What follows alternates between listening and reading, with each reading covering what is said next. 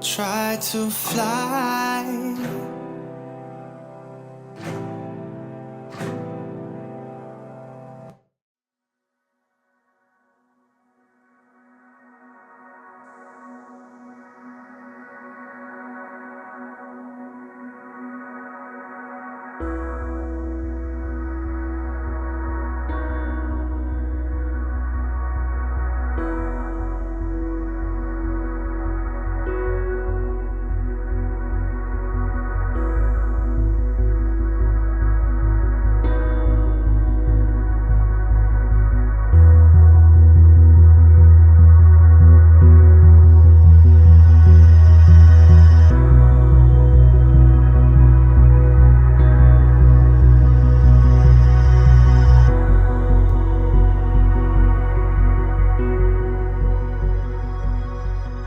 Hello everyone, my dear friends. Today I have a beautiful natural phalaenopsis tetraspis for review. In my collection it is not one, there are two of them. Tetraspis C1, now it is not blooming and has one peduncle, which has already bloomed. This orchid bloomed in the spring and it was a beautiful bloom. However, it did not have one peduncle, but two. She dried one right after blooming. The second is now waiting for a new bloom, but I will tell you about it a little later. And here is the second flower. This is Tetraspis, ordinary from Schwerter. Friends, as you may have already noticed, this orchid I have now actively blooming, so I really wanted to show its beautiful, wonderful blooming. The homeland of this phalaenopsis, India and Indonesia. And I bought it in a private collection already, quite an adult specimen, but the exact age of this plant I find it difficult to tell you because I did not specify it when buying. But by the size of the leaves, as well as by the number of pedicels and their length, I can say with certainty that the plant is already an adult. Because with such long pedicels, I can clearly understand that this orchid has already bloomed. This is what I would like to tell you about now. As you have already noticed, this variety of orchid is a big fan of falling over on its side. The body itself is so inclined, it is a peculiarity of this variety of plant, and it is absolutely pointless to fight with this feature of the plant.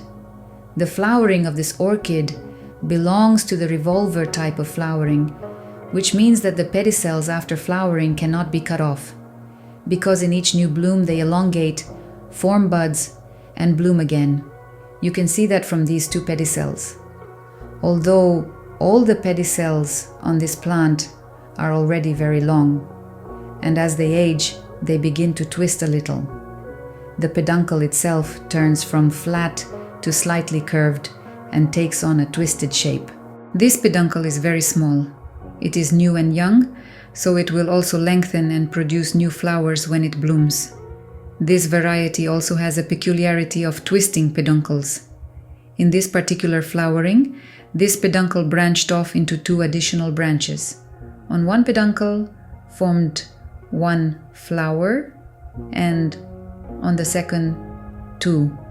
But as I understand, these pedicels will also lengthen, forming beautiful long stems with dangling flowers. The flower stalks of such natural plants should hang down without any attachment.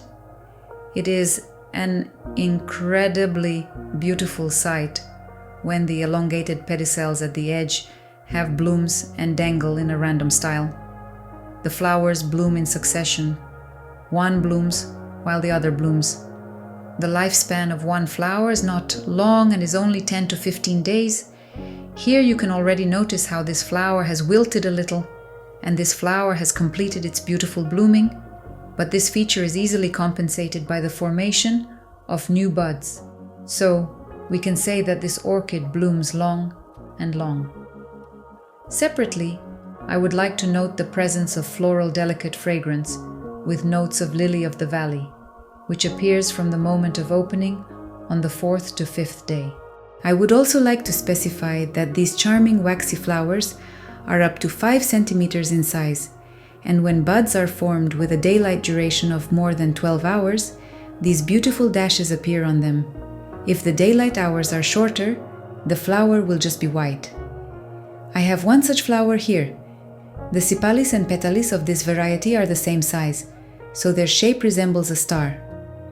Tetraspis is a very heat-loving orchid and easily tolerates a temperature of 30 degrees, but it should be remembered that he is very finicky about air humidity. Its ideal content at 70 to 80% humidity. But as you understand, such conditions to create in the home atmosphere is not easy, so in addition to working in a humidifier, Tetraspis stands on a platter with wet expanded clay, creating additional moisture in the plant. Now my Tetraspis ordinary stands in a beautiful pot with imitation wood. And so, of course, I also have it in the same dish.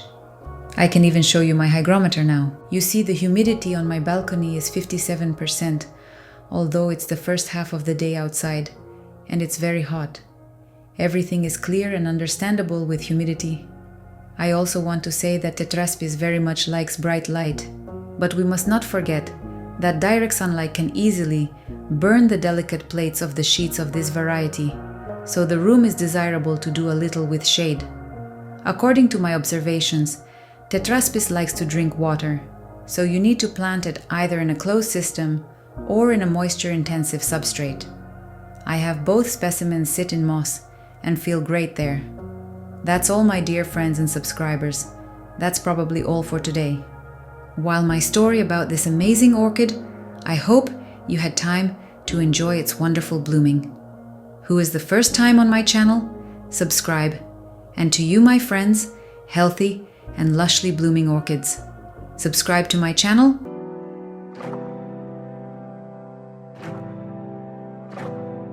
Try to fly